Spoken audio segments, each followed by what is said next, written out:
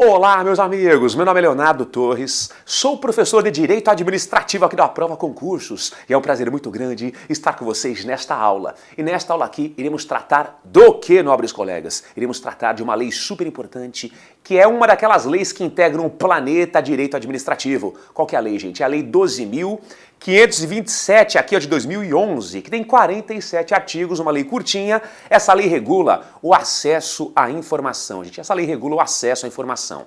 E não se esqueçam do que, gente? Que o acesso à informação, que o direito à informação de dados produzidos pela administração pública foi alçado como direito fundamental, inclusive previsto em tratados internacionais, convenções internacionais, das quais o Brasil é signatário. Por exemplo, aquela convenção da ONU sobre o combate à corrupção, ela alçou o direito à informação como um direito fundamental. Beleza? E não se esqueçam que o acesso à informação é um corolário, é uma decorrência do princípio da publicidade na administração pública.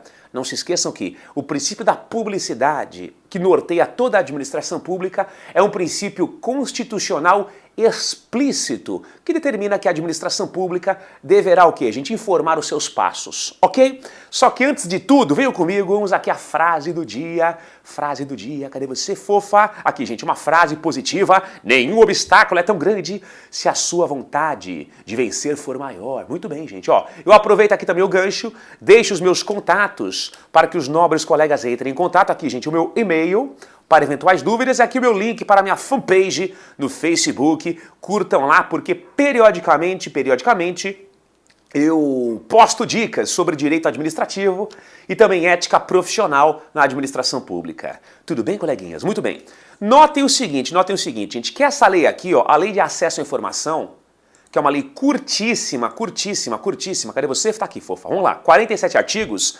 Professor, mas uma lei com 47 artigos curta? Lógico, gente. Se você compará-la a outros diplomas legais que fazem parte aqui do universo direito administrativo, ela é um nenenzinho. Por exemplo, ó, Lei de Licitações de Contratos, a Lei 8666 de 93, tem aproximadamente 124 artigos. Lei 8.112 de 90, que é o Estatuto dos Servidores Públicos Civis Federais, tem aproximadamente 259 artigos. Ou seja, colegas, uma lei curtinha, mas não menos importante. E notem o seguinte, que essa lei aqui, gente, ela regula alguns dispositivos da Constituição Federal. Então venham comigo, vamos aqui verificar, colegas, quais são os artigos, quais são os dispositivos constitucionais que essa lei veio regulamentar. Vamos lá então, vamos lá, gente, ó. Primeiro dispositivo da Constituição que essa lei regula. Lá o artigo 5º, inciso, ó, 33. Vamos lá, gente, ó. Todos têm direito a receber dos órgãos públicos informações de seu interesse particular ou de interesse coletivo ou geral, legal? Que serão prestadas no prazo da lei, que lei? A lei em questão, sob pena de responsabilidade, ressalvadas aquelas cujos sigilos sejam imprescindíveis à segurança da sociedade e do Estado. Gente, só um toque importante. O que nós notaremos? Que essa lei, ela regula o acesso à informação e não se esqueçam que é um direito fundamental, só que a própria Constituição Federal, ela prevê o seguinte, que o princípio da publicidade na administração pública, ele não é absoluto. Tem certas exceções, por exemplo, em que o sigilo é imprescindível para a segurança nacional. E essa lei regula também, lá no artigo 46, quais são as informações que deverão ser mantidas em sigilo até para preservar, por exemplo, a segurança nacional. Ok? Muito bem. Gente, nenhum princípio é absoluto, nem a publicidade. Ok. Vamos lá, ó. Outro dispositivo que essa lei regula aqui, gente, ela regula também o artigo 37, parágrafo 3º, inciso 2, ó. Inciso 2 aqui do parágrafo 3º do artigo 37 da Constituição. Aqui, ó. O acesso dos usuários a registros administrativos e a informações sobre atos, aliás, para que possamos compreender, vamos aqui, ó. Parágrafo 3º, a lei disciplinará, que lei? 12.527, as formas de participação do usuário na administração pública direta e indireta, regulando especialmente o acesso dos usuários a registros administrativos e a informações sobre atos de governo, observando lá o artigo 5º, inciso 10 e 33. E por fim, colegas, essa lei também regula o que? O artigo 216, parágrafo 2º, ó. cabem à administração pública, na forma da lei, muito bem, a gestão da documentação governamental e as providências para franquear sua consulta a quantos dela necessitem. Beleza? Então notem que essa lei veio regulamentar aí 3 dispositivos da Constituição Federal. Ok, colegas? E o que nós notaremos daqui a pouquinho? Que essa lei ela traz 2 tipos de transparência que devem ser observadas na administração pública. A transparência ativa, que é o dever que a administração pública tem de informar, mesmo que ninguém peça, e a transparência passiva, que é um direito nosso em obtermos o quê? Informações produzidas ou custodiadas pela administração pública. Mas venham comigo em nosso manual caseiro. Dentro aqui então do tema Lei 12.527, coloquem assim, gente, ó, ponto de número 1 em nosso manual caseiro, abrangência. Gente, abrangência. Amigos e amigas, a pergunta é a seguinte, ó, quem deverá obedecer os rigores desta lei? Esta lei abrange quem? Quem deverá respeitá-la? Venham comigo, gente, ó. Num primeiro momento, o artigo 1º desta lei, ele fala que toda a administração pública deverá sucumbir, deverá respeitar essa lei. Então, toda a administração pública. Gente, sem exceção, tá? E só um toque importante. Quando se fala que toda a administração pública deverá respeitar esta lei, é toda a administração pública, sem exceção. Então, vamos lá, ó. Divisão vertical da administração pública. Federal, estadual, municipal e distrital. Qualquer esfera naquela divisão vertical da administração pública, da federal até a municipal, deverão respeitar essa lei. E não se esqueçam também que nós temos uma divisão horizontal da administração pública. Relembrando, o que seria uma divisão horizontal da administração pública? Administração direta e indireta. A administração direta são os entes centrais. Os órgãos que integram os entes centrais, os órgãos da administração pública que integram os entes centrais, compõem a administração direta. Eles devem, lógico, respeitar essa lei. Só para relembrar, quem são os entes centrais que integram o Pacto Federal? União, estados, municípios e DF, gente. Os órgãos da administração pública dos 3 poderes da União, dos estados, dos municípios e DF deverão sucumbir, respeitar esta lei. Por exemplo, ó, Ministério da Justiça é um órgão da União, deverá respeitá-la. Por exemplo, Secretaria Estadual de Saúde, órgão do Estado, da administração direta estadual, deverá respeitá-la. Por exemplo, ó, Secretaria Municipal de Esportes, é um órgão do município, da administração direta municipal, deverá respeitar. Muito bem, então calma lá.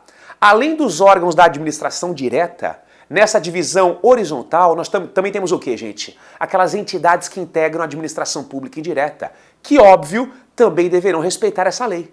Relembrando, colegas, quais são as entidades que integram a administração pública indireta? Vamos lá. Autarquias, por exemplo, INSS. Fundações públicas, por exemplo, a FUNASA, o IBGE, a FUNASA. A FUNASA, o IBGE, a FUNAI, por exemplo, muito bem. As empresas públicas, por exemplo, Correios, Caixa Econômica Federal e também as sociedades de economia mista, por exemplo, o Banco do Brasil, a Petrobras. Galera, toda a administração pública, divisão vertical, da federal até a municipal, e divisão horizontal, a administração direta, os órgãos que integram os entes centrais e também as entidades que integram a administração indireta, autarquias, fundações públicas, empresas públicas e sociedades de economia mista. Muito bem. Professor, essa lei se restringe à administração pública?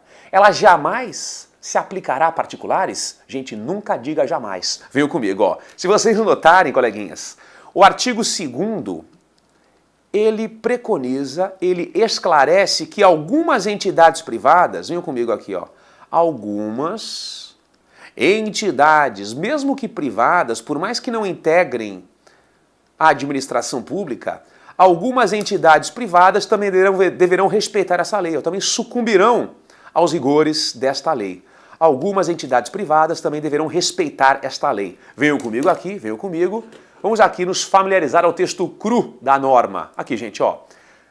Artigo 2º da Lei 12.527, hein? Vamos lá, ó. Artigo 2º. Aplicam-se as disposições desta lei no que couber às entidades privadas sem fins lucrativos, hein? Cuidado, que recebam para a realização de ações de interesse público recursos públicos diretamente do orçamento ou mediante subvenções sociais, contrato de gestão, termo de parceria, convênio, acordo, ajuste ou outros instrumentos semelhantes, congêneres. Resumo da ópera, gente. Entidades privadas sem fins lucrativos que recebam recursos públicos diretamente do orçamento ou através de instrumentos, por exemplo, termos de parceria, por exemplo, contrato de gestão, obviamente elas sucumbirão também aos rigores desta lei. Por exemplo, gente, ó, as OS, o que é uma OS? Uma organização social. Por exemplo, as OCIPs, Organização da Sociedade Civil de Interesse Público. São entidades privadas que não visam lucro e colaboram com o Estado prestando o quê, gente? Atividades que são de interesse público. Tanto que, para tanto, elas recebem o quê? Recursos públicos. Exemplo clássico aqui do artigo 2º, OS e OCIPs. Então, exemplo clássico aqui, gente, ó, do artigo 2º, organizações sociais, OSs, e também as OCIPs, ó, Organizações da Sociedade Civil de Interesse Público. Gente, na verdade, o termo OS e OCIP são títulos de qualidade que o Estado confere às ONGs, às organizações não governamentais. Beleza, gente? Muito bem. Gente, outro ponto importante que vira e mexe cai em prova, coloquem assim, ó. Ponto de número 2. Definições legais. Definições legais. Gente, é muito comum, deixa eu colocar aqui, definições legais, previsão lá no artigo 4º, gente. Essa lei, ela traz algumas definições. Como assim definições? Para fins desta lei considera-se. São conceitos que essa lei traz. E é muito comum as bancas inverterem essas definições legais para fins de prova. A gente, infelizmente, é pura decoreba, tá? É o que nos cabe nesse momento. Venham comigo aqui e vamos aqui analisar o artigo 4º, ó. Por exemplo, aqui, ó. Artigo 4º. Para efeitos desta lei considera-se. Gente, aqui as bancas adoram, ó. Para efeitos desta lei considera-se informação. O que essa lei, por exemplo, considera como informação? Por exemplo, aqui, gente, ó, dados, processados ou não, que podem ser utilizados para a produção e transmissão de conhecimento, contidos em qualquer meio, suporte ou formato. Gente, por exemplo, aqui, ó, inciso 4º. Para esta lei, o que ela considera informação pessoal? Ó, aquela relacionada à pessoa natural, pessoa física, identificada ou identificável. Gente, por exemplo, aqui, por exemplo, ó, inciso 7. O que essa lei entende como autenticidade? Informação, a qualidade da informação que tenha sido produzida, expedida, recebida ou modificada por determinado indivíduo, equipamento ou sistema. Gente, é muito comum as bancas inverterem esses conceitos. Então aqui caberá a vocês aqui dar uma bela memorizada. Beleza? Muito bem. Gente, prossigamos então, voltemos aqui para o nosso manual caseiro. Vamos lá, gente, ó. Ponto de número 3, coloquem assim, ó. Transparência, vou abreviar, tá? Transparência ativa, gente, transparência ativa. Galera, o que seria a transparência ativa? Transparência ativa é o dever que a administração pública tem de informar os seus passos, mesmo que ninguém peça. A administração pública, de acordo com a lei e de acordo com a Constituição Federal, ela tem o dever de informar os seus passos, mesmo que ninguém solicite. E essa transparência ativa, gente, ela é estampada, é esculpida aqui no artigo 8º da lei 12.527 de 2011. Vamos aqui, coleguinhas, verificar do que se trata aqui a transparência ativa. Ó, artigo 8º, hein? Pura transparência ativa. Ó.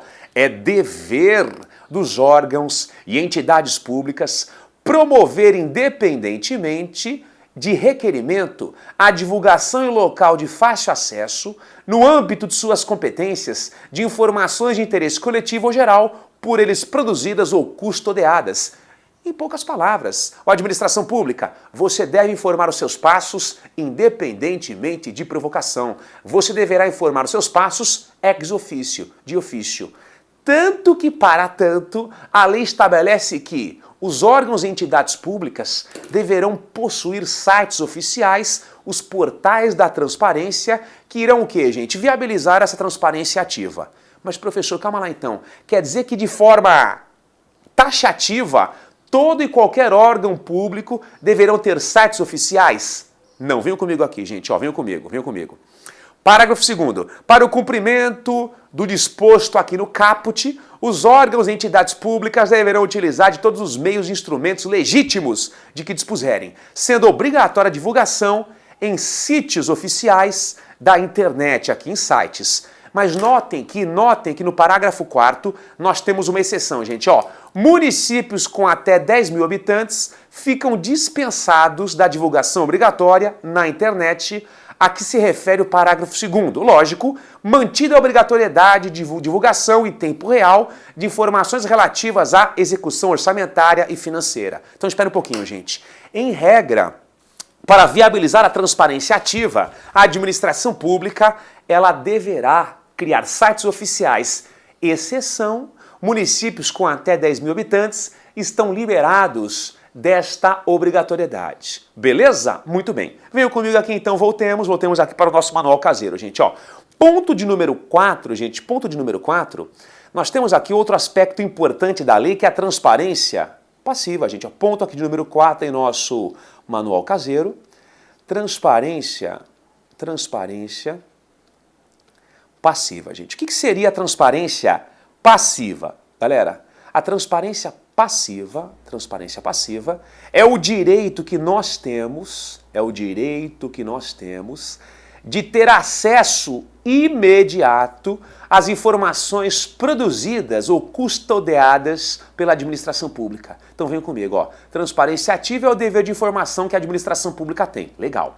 E a transparência passiva, coleguinhas, é o direito que nós temos de termos o acesso imediato às informações produzidas ou custodiadas pela administração pública. Legal? E venham comigo porque essa transparência passiva é preconizada, é prevista aqui, gente, ó, lá no artigo 10 da Lei 12.527.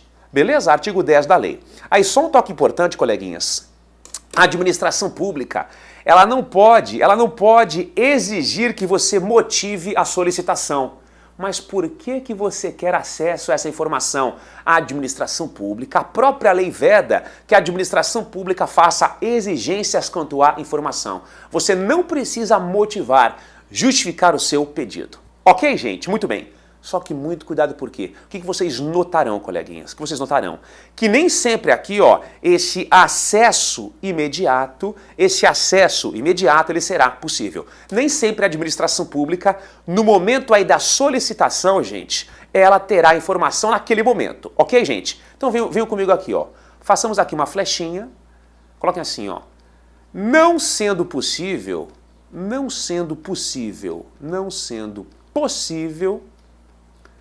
esse acesso imediato, coleguinhas, não sendo possível esse acesso imediato, nós iremos aqui nos remeter ao artigo 11,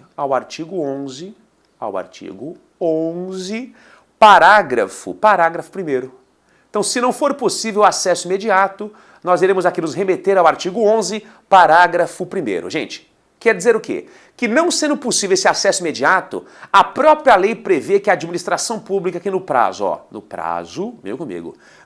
de 20 dias, podendo excepcionalmente ser prorrogado por mais 10 dias, então no máximo em 30 dias, a administração pública, ela neste prazo aqui, 20 dias, prorrogáveis por mais 10 dias, ela tomará uma dentre 3 providências. E repito, gente, não sendo possível o acesso imediato, que é regra da informação, a administração pública, dentro aqui no máximo de 30 dias, ela adotará uma dentre 3 providências. Venham comigo e vamos aqui verificar, gente, quais são as providências que a administração pública adotará em até no máximo 30 dias, não sendo possível o acesso imediato. Venham comigo aqui, gente, ó.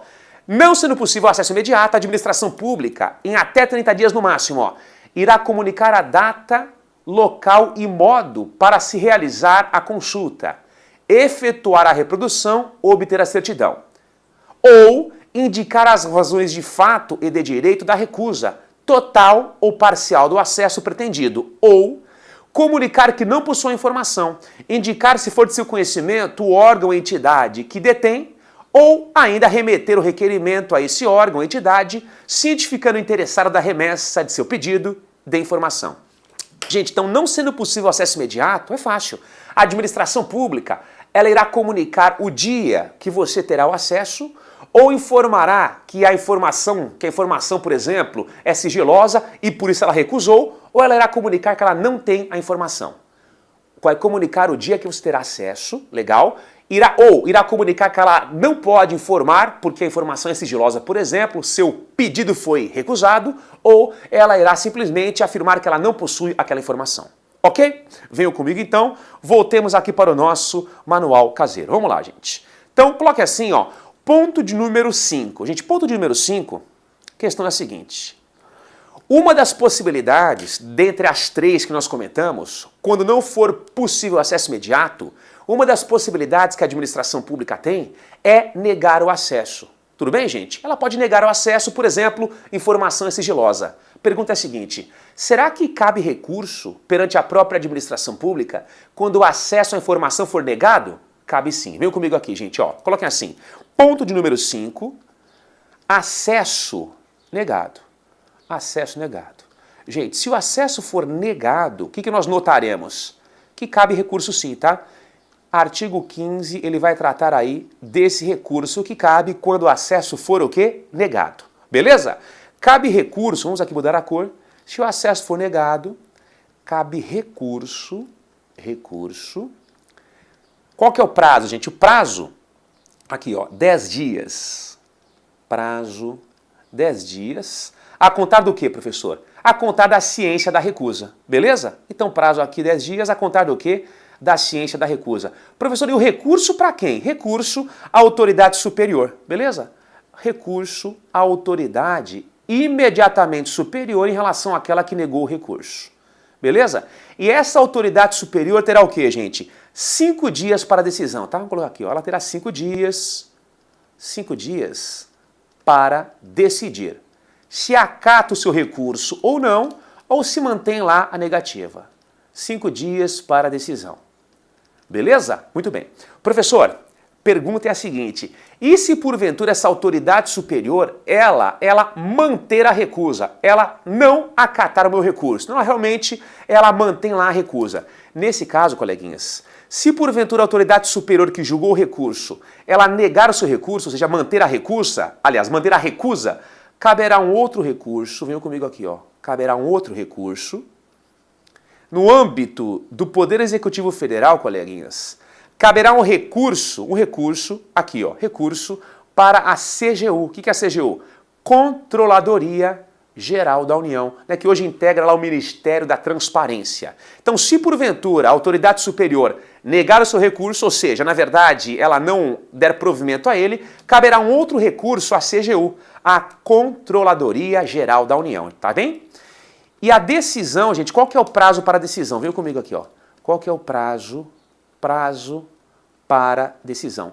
Em quanto tempo que a CGU ela irá decidir? Em até o quê? Em até 5 dias também. Prazo para decisão em até 5 dias. Só que muito cuidado por quê, gente? Existem alguns requisitos para que você possa interpor esse recurso perante a CGU. Existem requisitos para que você possa interpor esse recurso, que estão previstos onde? Ó, lá no artigo 16 da lei em questão. Venham comigo aqui, gente. Quais são os requisitos para que você possa interpor o recurso perante a CGU? Venham comigo aqui, ó. O acesso à informação não classificada como sigilosa foi negado, ou seja, era uma informação que não era sigilosa e mesmo assim foi negada. A decisão de negativa de acesso à informação total ou parcial classificada como sigilosa não indicou a autoridade classificadora ou hierarquicamente superior a que possa ser dirigido pedido de acesso ou de classificação. Gente, a decisão de negativa, acesso à informação, ela não informou quem foi a autoridade que classificou a informação como sigilosa. Ou autoridade superior, para quem eu poderia pedir na verdade, um recurso, né, para que aquela informação ela fosse concedida. Outro requisito para que você possa propor o recurso perante a CGU.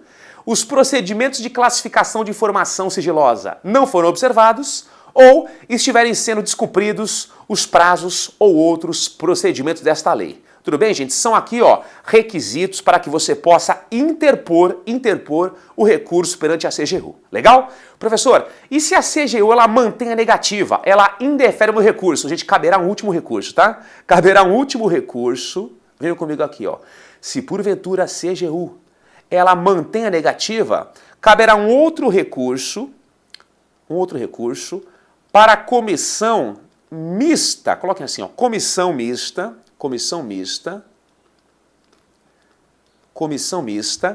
de reavaliação de informações. Então, se porventura a CGU manter a negativa, caberá lá recurso à comissão mista de reavaliação de informações, que é prevista lá no artigo 16, parágrafo 3º. Tudo bem, gente? Então, se porventura a CGU mantém a negativa em relação ao acesso à informação, caberá aqui um último recurso administrativo à comissão mista de reavaliação de informações, prevista aqui no artigo 16, parágrafo 3º da Lei 12.527. Beleza? Vamos aproveitar o gancho aqui, gente. Venham comigo, ó. Venham comigo. Cadê você? Não. Muito bem. Aqui, gente, ó. Artigo 35, parágrafo 1º. É instituída a Comissão Mista de Reavaliação de Informações que decidirá no âmbito da Administração Pública Federal sobre o tratamento e a classificação de informações sigilosas. Beleza? Muito bem. Venham comigo aqui, voltemos então. Venham comigo, gente, ó. Venham comigo. Tema importantíssimo. Opa. Coloquem assim, gente, ó. Classificação das informações. Classificação das informações. Classificação das informações. Amigos e amigas, se vocês notarem o seguinte, ó, vou abreviar, tá? Classificação das informações. Se vocês notarem o seguinte, o artigo 23 desta lei, ele traz um rol de informações que podem ter o acesso restrito. Aliás, que podem ter o acesso restringido, ou seja, são informações sigilosas. Vamos colocar aqui, ó. O artigo 23, ele traz um rol de informações sigilosas. Gente, por exemplo, aqui, ó, sem esgotar as possibilidades, venham comigo, ó. Por exemplo, aqui, ó. Artigo 23. São considerados imprescindíveis a segurança da sociedade do Estado e, portanto, passíveis de classificação as informações cuja divulgação ou acesso irrestrito possam, por exemplo, aqui, gente, ó, pôr em risco a defesa e a soberania nacional ou a integridade do território nacional. Outro exemplo aqui, gente, ó, que possam prejudicar ou pôr em risco a condução de negociações ou as relações internacionais do país, ou as que tenham sido fornecidas em caráter sigiloso por outros estados ou organismos internacionais. Gente, resumo da ópera. O artigo 23, ele traz o quê? Um rol de informações, aqui eu dei apenas 2 exemplos, que podem ter o acesso restrito. Informações sigilosas, cujo sigilo, por exemplo, preserve a segurança nacional. Vale a pena dar uma bela decorada. Beleza? E por fim, gente, ó, o artigo 24, ele traz o quê, gente? O artigo 24, ele traz os graus de sigilo. Artigo 24, graus de sigilo, gente. Nós notaremos que a lei traz graus de sigilo no que tange aqui a informação. Gente, ó, a informação, ela pode ser classificada como ultra secreta, muito bem. A informação poderá ser classificada como secreta, legal. E a informação também poderá ser classificada como reservada. Informação, gente, ultra secreta, sigilo máximo aqui, ó, sigilo máximo 25 anos, ok? Informação secreta, sigilo máximo 15 anos. E a informação classificada como reservada, sigilo máximo 5 anos. Beleza, gente? Então, informação ultra secreta, sigilo máximo 25 anos, secreta 15 anos e reservada no máximo 5 anos. Beleza? Paro por aqui então. Beijo no coração, até a próxima. Obrigado, valeu.